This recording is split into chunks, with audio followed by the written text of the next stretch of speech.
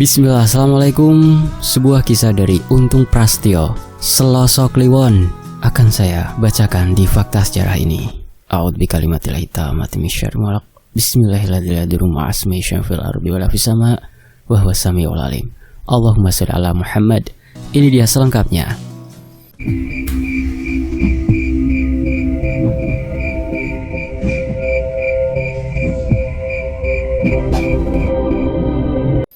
Di hari terakhir ketika aku dan Nuning tertawa bersama dan membicarakan tentang masa depan kami, Nuning menceritakan hubungannya dengan Herman, salah satu pemuda di desa kami yang memiliki segala kelebihan dibanding pemuda-pemuda lainnya.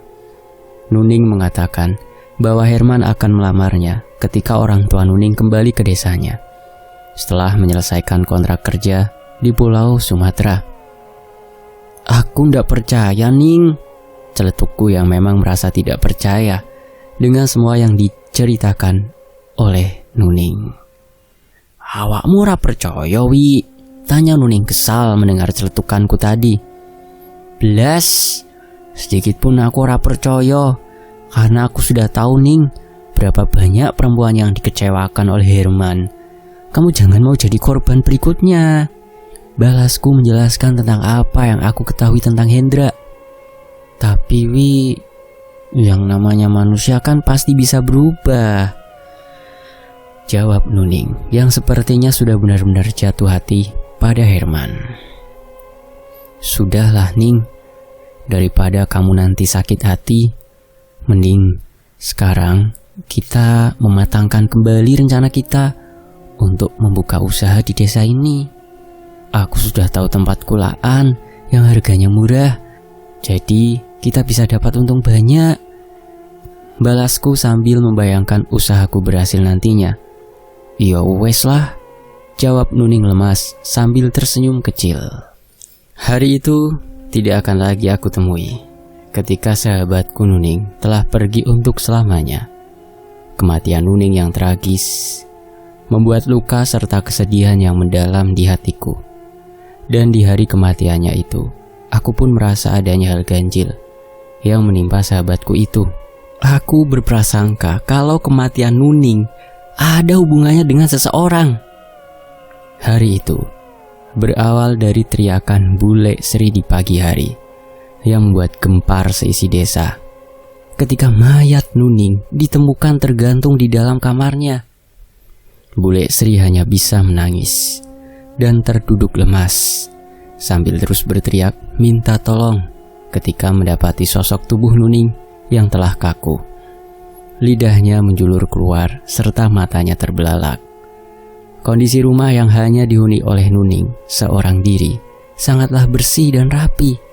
Tidak ada tanda-tanda kekerasan sebelum Nuning meninggal. Entah masalah apa yang sedang dia hadapi, sampai Nuning berpikir untuk mengakhiri hidupnya. Di bawah jasad Nuning yang tergantung terdapat telepon genggam milik Nuning serta beberapa benda yang sepertinya adalah sebuah hadiah yang diberikan seseorang kepada Nuning. Sebelum mayat Nuning diturunkan dari tempatnya tergantung, Pak RT bersama dengan Pak Kades pun meminta persetujuan dari pihak keluarga untuk membuat laporan kepada pihak yang berwajib terlebih dahulu. Tapi karena pihak keluarga sudah tidak tega melihat kondisi jasad Nuning yang tergantung mengenaskan, akhirnya semua pihak pun sepakat untuk tidak membuat laporan atas kematian Nuning dan menganggap kematian Nuning ini adalah murni bunuh diri. Keluarga Nuning yang dibantu hampir seluruh warga desa pun segera menurunkan jasad Nuning dan mengurus pemakamannya secara layak. Aku yang kini mulai menduga-duga kematian Nuning pun terus memperhatikan orang-orang yang datang takziah ke rumah Nuning. Aku, Yuni, Asih, dan juga Yati mencari sosok Herman yang sampai saat ini tidak juga terlihat datang untuk takziah dan membantu proses pemakaman jenazah Nuning seperti yang dilakukan pemuda desa lainnya. Prosesi pemakaman Nuning berjalan lancar tanpa adanya sebuah kendala. Bahkan cuaca terlihat sangat cerah hari ini. Walau beberapa hari kemarin hujan turun dengan sangat deras. Orang tua Nuning yang masih berada di perantauan pun sudah mengikhlaskan kepergian putrinya, dan saat ini sedang dalam perjalanan pulang dari Pulau Sumatera. Selesai pemakaman, aku, Yuni, dan Asih membantu Bule Sri membereskan rumah Nuning dan mempersiapkan pengajian yang akan dilaksanakan sehabis maghrib nanti. Suasana menakutkan di rumah yang biasa aku jadikan tempat berkumpul bersama Nuning dan juga teman-teman lainnya pun mulai terasa. Hawa menyeramkan mulai hadir ketika matahari mulai tenggelam. Bahkan Bule Sri sudah beberapa kali dikagetkan oleh sesuatu yang berkelebat semenjak tadi siang. Yuni yang juga mulai ketakutan karena mendengar rintih kesakitan, lalu mengajakku dan Asih untuk segera pulang. Aku dan Asih pun menuruti permintaan Yuni dan segera berpamitan kepada Bule Sri yang masih berada di rumah Nuning bersama beberapa kerabat dan keluarga Nuning. Di pertigaan jalan, aku, Yuni, dan Asih pun berpisah karena jarak rumah kami bertiga memang agak berjauhan. Rumahku yang berada di ujung jalan utama desa menjadi rumah terjauh di antara rumah Yuni dan Asih. Ketika azan maghrib mulai berkumandang, ku percepat langkahku untuk dapat segera sampai di rumah. Rasa takut yang belum pernah aku alami ketika pulang sendiri pun mulai aku rasakan. Bulu kuduku mulai meremang ketika aku mendengar samar-samar suara Nuning memanggilku sambil menangis. "Wi, Dewi, tolong aku, Wi, tolong." Entah hanya pendengaranku yang salah atau memang ada sosok hantu yang sedang menakut-nakutiku saat ini. Dengan langkah yang terasa semakin berat, aku pun berusaha untuk dapat segera bertemu dengan bapak dan ibuku di rumah. Ketika suara Nuning semakin jelas aku dengar, tubuhku bergetar hebat, menahan takut yang menyelimutiku. Hari belumlah menjadi gelap ketika suara hantu Nuning terus terngiang di telingaku, dan aku pun tidak dapat menggerakkan tubuhku saat ini. Mataku menangkap adanya bayangan putih yang perlahan mendekatiku, tapi beruntungnya aku ketika tiba-tiba saja bapak sudah berdiri di depanku dan berteriak memanggilku. "Wi, kamu sedang apa berdiri di situ?" tanya bapak yang membuat segera membuka kedua mataku. Tanpa menjawab pertanyaan bapak, aku lalu meraih tangannya dan mengajak bapak untuk segera meninggalkan tempat di mana aku mendengar Nuning menangis sambil terus memanggil namaku. Sesampainya aku di rumah, bapak kembali menanyakan tentang apa yang aku temui di tempatku diam terpaku tadi. Mau tidak mau, aku lalu menceritakan apa yang aku alami tadi. Aku mendengar suara Nuning menangis sambil terus memanggil-manggil namaku, Pak, ujarku kepada bapak dan ibu. Kematian Nuning memang tidak wajar. Sepertinya arwah Nuning akan gentayangan menghantui desa kita, jawab bapak yang terlihat khawatir dengan apa yang tadi aku alami.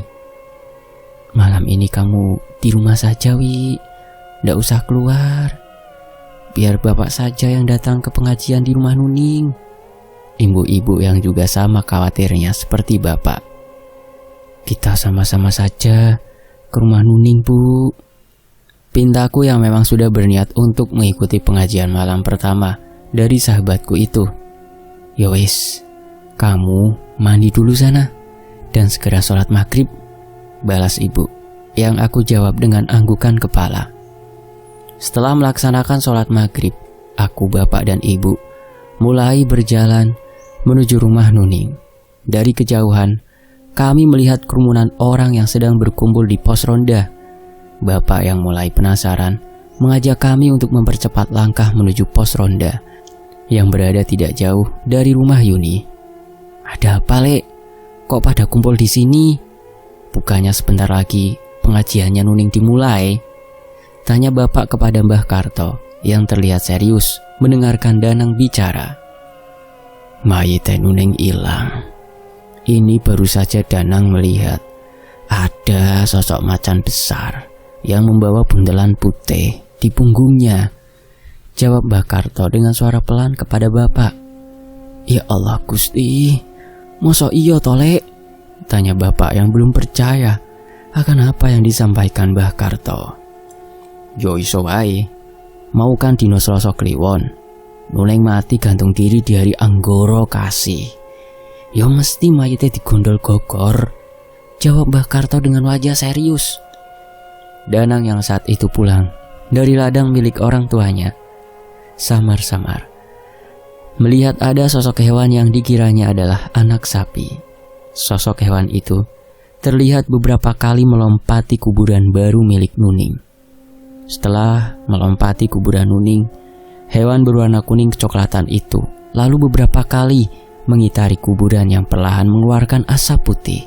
Dan dengan anehnya, sosok yang terbungkus kain putih dengan wajah hitam perlahan keluar dari dalam kuburan itu.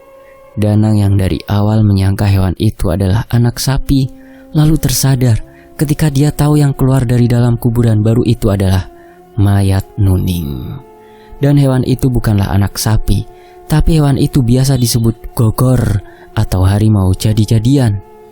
Ketika Danang ingin berlari, tiba-tiba seluruh tubuhnya menjadi kaku dan tidak dapat digerakkan mulutnya, seperti terkunci, sehingga dia tidak bisa mengucapkan doa-doa yang ingin sekali dibacanya. Dengan tubuh gemetar, Danang pun akhirnya bisa melihat langsung sosok harimau jadi-jadian yang selama ini hanya dianggap mitos oleh sebagian warga desaku. Macan loreng besar dengan mata kuning menyala, membawa jasad yang terbungkus kain putih di punggungnya. Jasad yang wajahnya terlihat hitam legam dengan bau yang sangat menyengat itu adalah jasad Nuning yang siang tadi baru saja dimakamkan. Sosok harimau jadi-jadian itu melintas perlahan di hadapan Danang tanpa merasa terganggu sedikit pun. Dan ketika sosok hewan buas itu telah melewati Danang, dengan hanya satu lompatan saja, makhluk itu langsung menghilang. Setelah sosok Gogor atau harimau jadi-jadian tadi menghilang, barulah Danang bisa menggerakkan tubuhnya dan segera berlari sekuat tenaga. Tapi sayangnya, langkah Danang terhenti ketika tiba-tiba di jalan setapak yang dilaluinya muncul makhluk berbulu lebat berdiri menghadangnya. Makhluk itu menyeringai ke arah Danang dengan wajah yang sangat menyeramkan. Ketika Danang hampir saja kehilangan kesadarannya, azan yang berkumandang dari desa tempat tinggalnya pun sayup-sayup mulai terdengar. Sosok makhluk hitam yang menghadangnya pun lalu menghilang, meninggalkan kepulan asap tipis berwarna putih. Danang yang menyadari makhluk tersebut telah lenyap, akhirnya kembali berlari lagi sekuat tenaga dan tidak lagi memperdulikan keadaan sekitar. Hingga akhirnya Danang menabrak beberapa orang yang sedang berjalan menuju rumah Nuning. Pak Kades yang mendengar cerita dari Danang pun segera meminta kepada beberapa warga untuk melihat kuburan Nuning, dan sebagian lagi diminta untuk segera memulai pengajian di rumah Nuning. Bapak adalah salah satu warga yang bersedia melihat langsung kuburan Nuning malam itu, karena tidak banyak dari warga desaku yang berani pergi ke pemakaman desa yang memang terkenal sangat angker itu.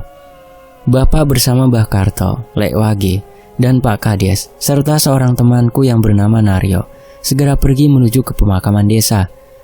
Menurut cerita Bapak, makam Nuning saat itu memang sudah amblas, dan kayu nisan yang bertuliskan namanya pun sudah berada jauh dari tempatnya.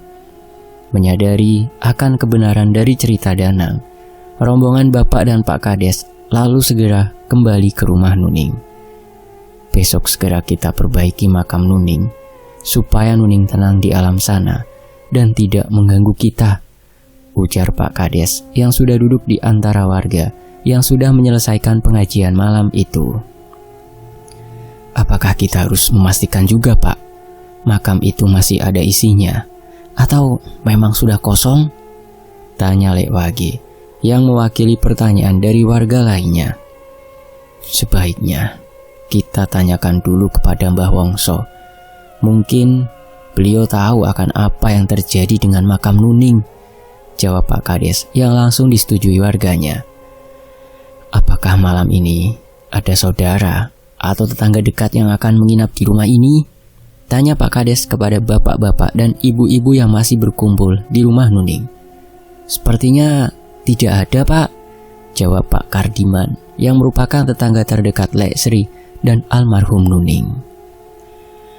Kalau begitu, mari sama-sama kita bereskan barang-barang yang sudah dipakai malam ini.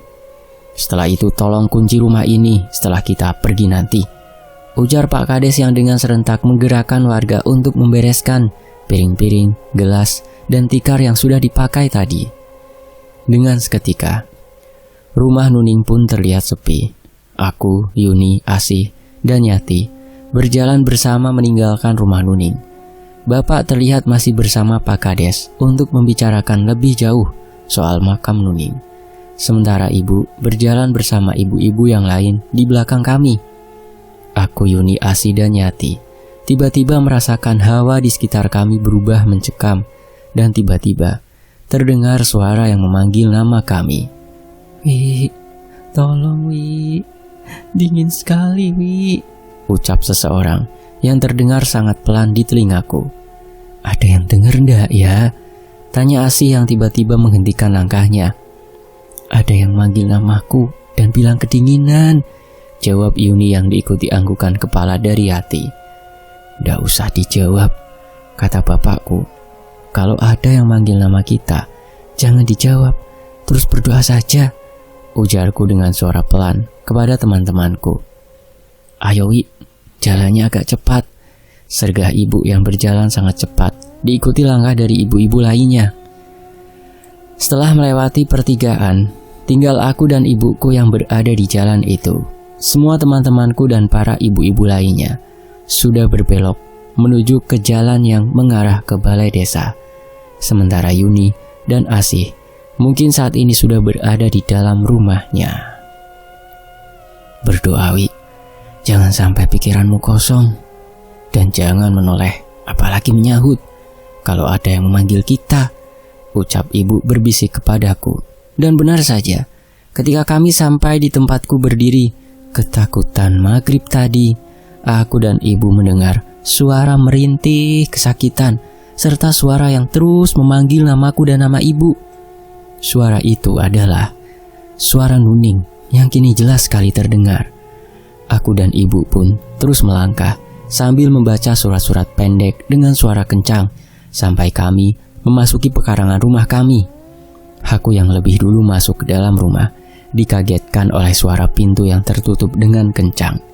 Dan ketika aku melihat ke arah pintu, ibu terlihat berdiri gemetar dengan mata terpejam. Aku pun segera memeluk ibu dan memintanya beristighfar. Setelah merasa tenang, ibu lalu menuntunku masuk ke dalam kamarnya, lalu duduk terdiam di atas tempat tidurnya. "Ibu lihat sesuatu ya?" bisikku yang ikut duduk di sebelah ibu. "Sosok Nuning berdiri di depan teras rumah kita," jawab ibu yang mulai mengeluarkan air mata dan tubuhnya kembali gemetar. "Istighfar Bu, terus berdoa, jangan sampai pikiran ibu kosong," balasku sambil menggosok punggung ibu.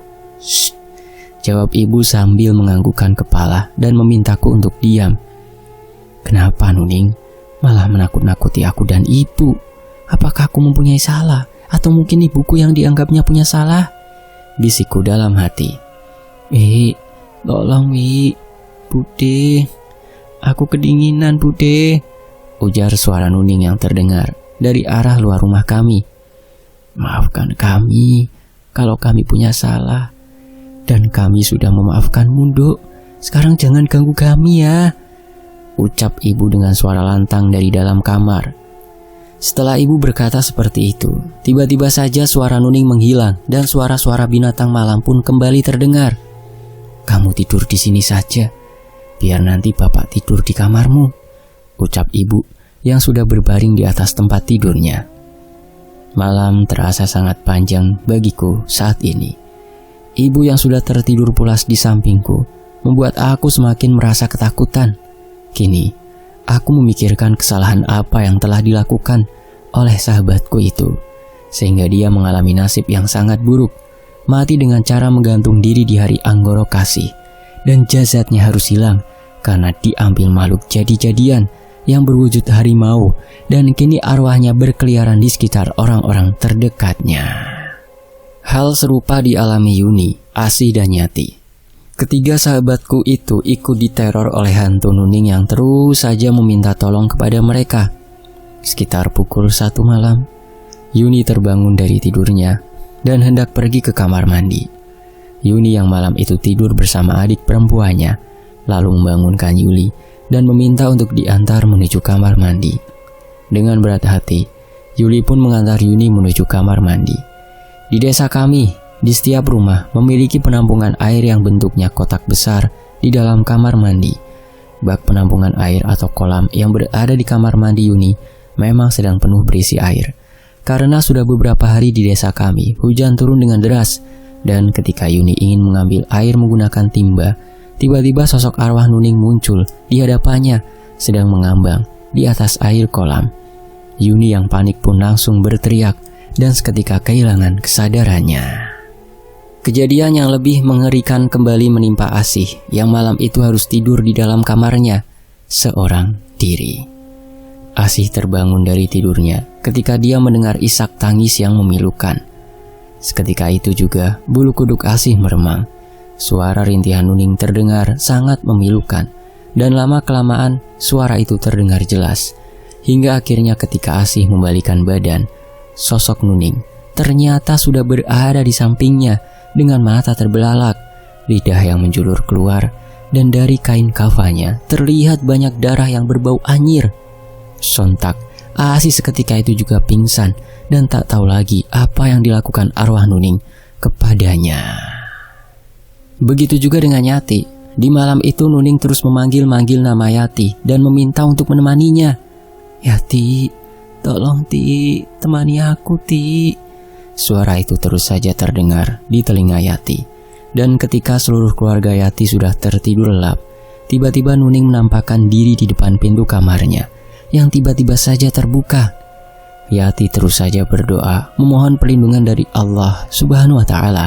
Padahal malam itu Yati berharap bisa pingsan untuk menghindari sosok Nuning yang enggan pergi dari hadapannya.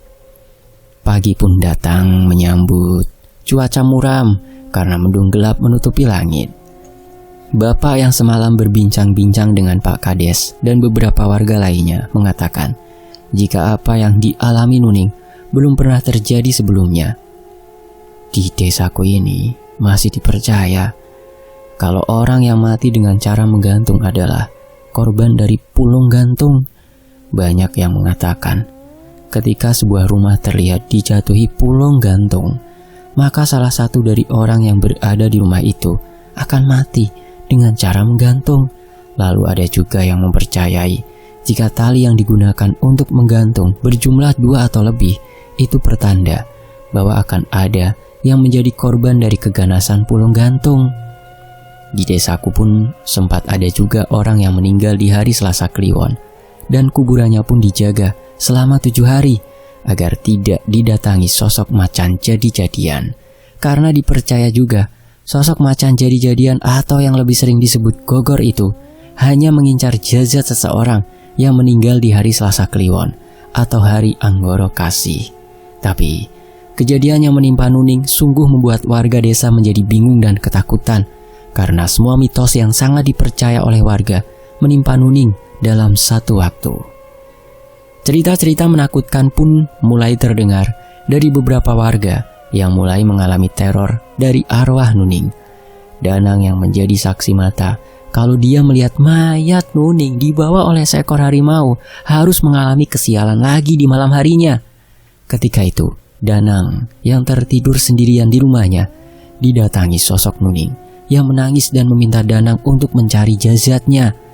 Sosok Nuning dengan wajah pucat dan rambutnya yang terlihat kusut mulai membangunkan Danang yang sedang tertidur pulas di kamarnya. Tangan dingin Nuning dengan kuku-kuku yang mulai memanjang terus memegang tubuh Danang sambil terus menangis meminta tolong kepada Danang. Lek Sri juga menjadi orang terdekat dengan Nuning yang mengalami kejadian menakutkan semalam. Nuning meminta Lek Sri untuk mengembalikan kaos milik Nuning yang dipinjamnya. Selain itu, penampakan Nuning terlihat berbeda dari yang dilihat Danang. Sosok Nuning yang dilihat Lek Sri malam tadi adalah Nuning yang masih terbungkus kain kafan dengan wajah hitam legam. Nuning berkata kepada Lek Sri kalau dia tidak mau memakai kain putih yang membungkus tubuhnya saat itu. Nuning mau memakai kaos berwarna kuning yang dipinjam Lek Sri darinya sebelum Nuning meninggal. Di hari itu juga, Pak Kades dan keluarga Nuning serta beberapa warga desa mendatangi kuburan milik Nuning. Naryo yang usianya masih seumuran denganku menjadi satu-satunya pemuda yang berani ikut mendatangi pemakaman di desaku bersama warga lainnya. Naryo yang merupakan sahabat karib dari Danang merasa penasaran akan apa yang terjadi pada kuburan Nuning. Menurut cerita Naryo dan juga cerita dari bapak, memang benar kalau itu kuburan Nuning amblas dan sudah tidak berisi.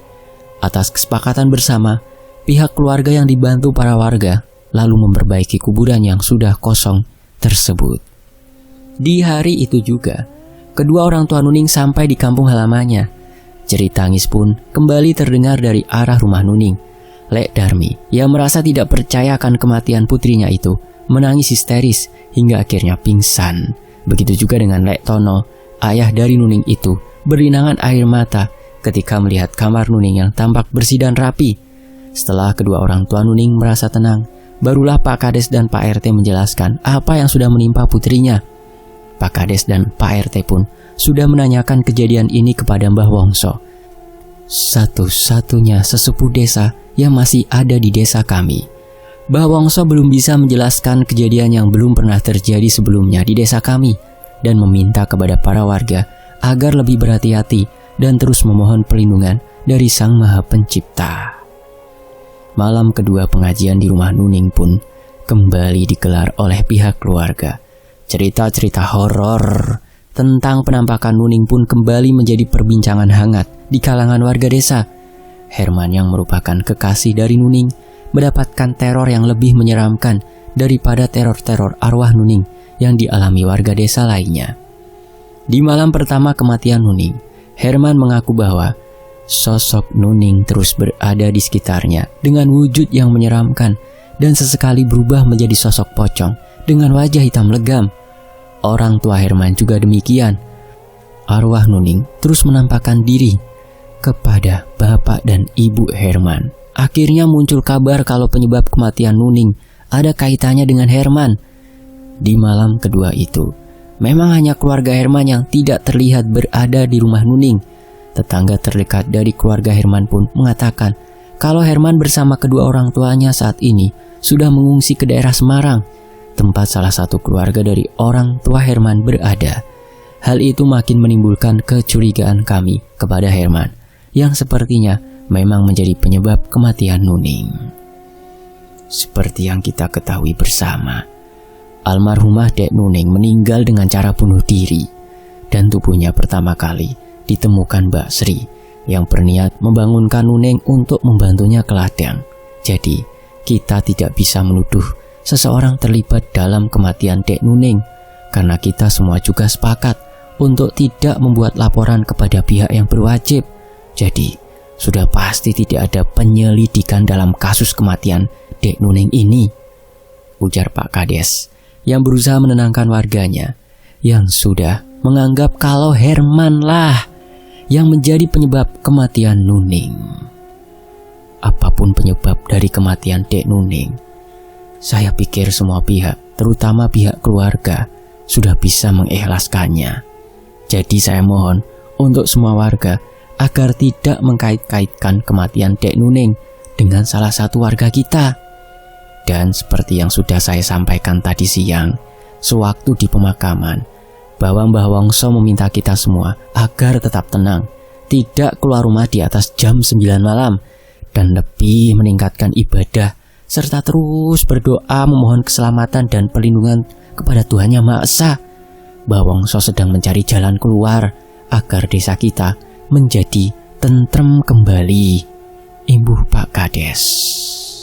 Setelah selesai pengajian malam kedua, ketika para tetangga dan warga desa lainnya pergi meninggalkan rumah Nuning, Pak Tono meminta beberapa warga dan pemuda desa untuk menemani di rumahnya. Naryo, Danang, Sobar, Lek Marno, Pak Bandi, dan juga Udin dengan senang hati mau menemani keluarga Pak Tono. Sementara Lek Sri, Mbah Surem, dan Mbak Marni menemani Lek Darmi yang masih diselimuti kesedihan yang mendalam. Ditemani kopi hitam dan berbagai makanan ringan serta rokok yang sudah disediakan Pak Tono, orang-orang yang menemaninya pun terus berbincang sepanjang malam. Obrolan-obrolan ringan dengan tawa-tawa kecil pun dapat menghibur dan menenangkan keluarga Pak Tono. Celetukan-celetukan Lek Marno dan Naryo pun membuat Pak Tono melupakan kesedihannya malam itu. Tapi semua ketenangan dan keceriaan mereka harus terhenti ketika tiba-tiba Lek Marno melihat tubuh Udin gemetar sambil menunjuk ke arah luar rumah Pak Tono.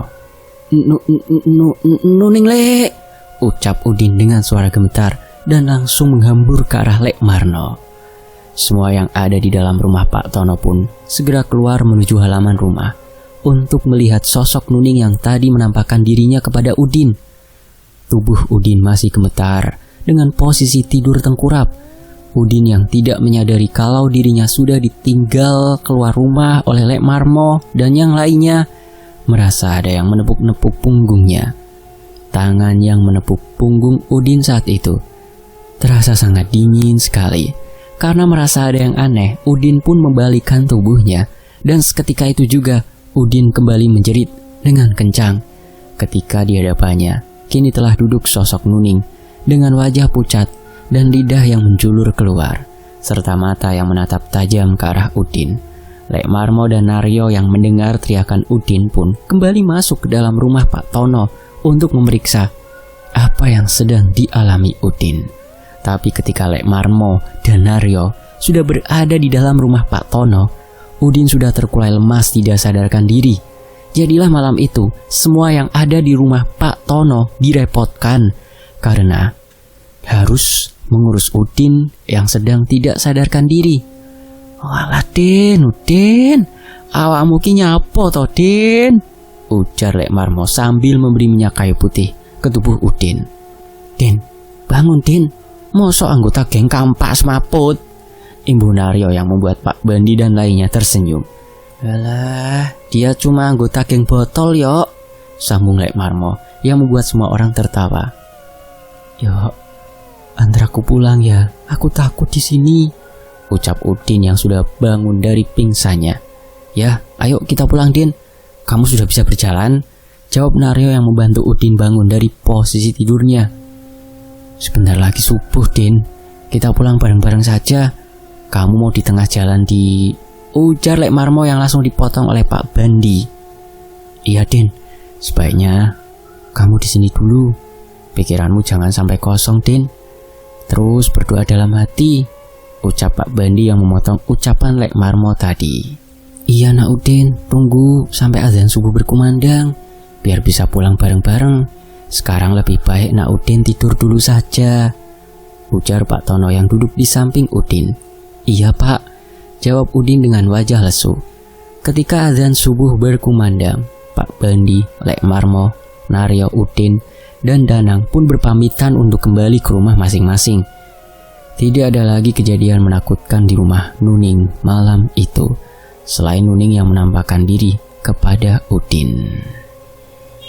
Pagi yang berselimut mendung mengganti malam yang terasa mencekam. Aku yang kembali tidur bersama ibu tidak mengalami gangguan apa-apa tadi malam. Hanya saja, menurut cerita bapak, ada yang mengetuk pintu rumah beberapa kali. Tapi setelah bapak melihat ke depan rumah, tidak ada seorang pun yang datang malam tadi. Cerita-cerita tentang penampakan Nuning terus bertambah di hari ketiga kematian Nuning. Setelah aku, Asih, Yuni, dan Yati yang sudah didatangi sosok Nuning, semalam giliran Arum dan ibunya yang didatangi arwah Nuning. Arum yang hari ini terserang demam tinggi karena ketakutannya semalam mengaku kalau sosok Nuning menampakkan diri di depan pintu rumahnya yang sudah tertutup rapat. Sosok arwah Nuning terus melambaikan tangannya, seolah mengajak Arum untuk mengikutinya. "Wajahnya pucat, Wi. Rambutnya gimbal, ujar Arum menceritakan apa yang dialaminya semalam. "Awakmu sudah pernah ditemui Nuning, Wi?" tanya Yuni dan Asi yang juga ikut menjenguk Arum. "Sudah, Sama seperti yang kalian lihat. Menyeramkan lah pokoknya, jawabku menanggapi pertanyaan sahabatku itu. Apa kita punya salah sama Nuning ya, Wi? Tanya Yati dengan wajah yang masih terlihat lesu. Apa mungkin Nuning ingin menyampaikan sesuatu kepada kita ya? Imbuh Yuni yang memandang ke arahku. Ya ndak tahu. Wong aku belum pernah ngajak hantunya Nuning ngobrol. Jawabku yang membuat teman-temanku tersenyum sambil menggelengkan kepala. Tapi sepertinya memang Nuning ingin menyampaikan pesan atau sebuah permintaan kepada kita deh. Imbuhku yang kali ini lebih serius. Terus, apa yang membuat Herman tidak datang di hari kematian Nuning? Apakah memang Herman ada kaitannya dengan kematian Nuning? Balas Yuni. Kamu kan punya nomornya Herman, Wi. Coba saja kamu telepon dia. Celetuk asih yang membuat semua mata teman-temanku memandang ke arahku. Aku pun menuruti permintaan teman-temanku itu dan segera menelpon Herman. Tapi sayangnya, nomor milik Herman kini tidak aktif atau tidak dapat dihubungi. Setelah beberapa saat berbincang dengan teman-temanku, aku lalu pamit untuk pulang karena aku sudah berjanji mau membantu ibu menyiapkan dagangan yang akan dibawanya ke pasar esok hari. Di teras rumahku, bapak yang juga sepertinya baru saja sampai di rumah terlihat sedang berbincang dengan ibu dan Bude Sophia. Bapak menceritakan apa yang disampaikan Mbah Wongso tentang kematian Nuning. Menurut Mbah Wongso, sosok jin yang menyerupai Nuning akan terus berada di desa ini selama 40 hari lamanya. Dan semakin hari, teror-teror dari hantu Nuning akan semakin besar dan juga akan membawa malapetaka bagi semua warga desa. Jadi, selain harus lebih berhati-hati, warga desa pun harus memiliki solusi lain untuk membuat sosok makhluk gaib yang menyerupai Nuning segera pergi sebelum membawa korban jiwa lainnya. Lah, berarti yang beberapa hari ini menghantui kita bukan arwah Nuning, Pak? Tanyaku yang masih belum memahami tentang siapa yang menghantui kami. Yo bukan, Wi. Arwah atau sukma Nuning mungkin sudah menghadap Sang Pencipta. Dan ini hanyalah sosok jin yang membu menjadi arwah Nuning, ujar bapak menjelaskan. Tali yang dibuat gantung diri oleh Nuning itu tidak cuma satu. Jadi menurut kepercayaan dari zaman Simba-Simba dulu, akan ada lagi korban gantung diri itu. Imbuh bapak menjelaskan. Pak Kades dan seluruh warga diminta oleh Mbah Wongso untuk mencari di mana kain kafan milik Nuning berada.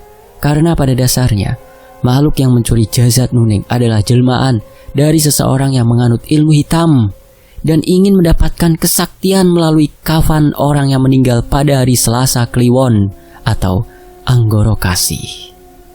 Karena sangat sulit untuk melacak sosok makhluk yang mencuri jasad Nuning, Pak Kades pun meminta salah satu pemuda di desa kami yang sedang menimba ilmu di sebuah pesantren untuk kembali pulang dan membantu memecahkan masalah ini. Pemuda itu adalah putra dari Pak Darmaji dan Ibu Siti yang bernama Adi Jatmiko. Pak Kades lalu meminta Danang bersama Pak Bandi untuk pergi menjemput Adi di sebuah pesantren di Jawa Timur. Setelah Danang dan Pak Bandi berangkat menuju ke Surabaya, Mbah Wongso lalu menyiapkan ritual dengan caranya sendiri untuk mengantisipasi teror-teror dari jin jahat yang menyerupai hantu Nuning malam nanti. 2 tali yang digunakan Nuning untuk mengakhiri hidupnya pun sudah berada di tangan Mbah Wongso dan akan dijadikannya senjata untuk mengusir jin yang menyerupai Nuning dan akan mencari korban berikutnya. Mbah Wongso meyakini bahwa di desanya saat ini sedang ada orang yang melakukan pesugihan dan sedang mencari tumbal berikutnya, serta ada juga penganut ilmu hitam yang memanfaatkan momen ini untuk menambah kesaktiannya. Maka dari itu, Mbah Wongso sebagai satu-satunya orang yang mengerti akan hal-hal gaib di desa kami akan melakukan ritual menurut kepercayaannya yang tujuannya untuk menggagalkan tumbal berikutnya. Bersambung dari 3 bagian. Jadi 2 bagian lagi selesai ya. Demikianlah Selasa Kliwon dari Bang Untung Prastio. Terima kasih teman-teman sudah menyimaknya. Nantikan 2 bagian lagi hanya di Fakta Sejarah. Terima kasih semua. Saya mohon maaf kalau ada salah kata ya. Saya pamit. Wassalamualaikum warahmatullahi wabarakatuh. Alhamdulillah.